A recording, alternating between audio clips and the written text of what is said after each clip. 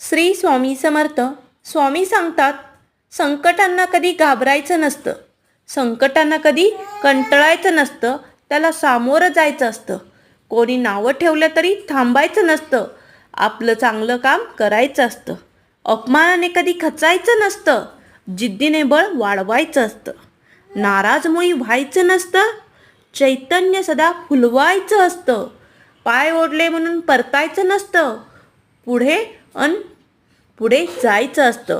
लोकनिंदेला कधी घाबरायचं नसतं, आपलं सामर्थ्य दाखवायचं असतं. जीवनात खूप करण्यायोग्य असतं, आपलं फक्त तिकडे लक्ष नसतं.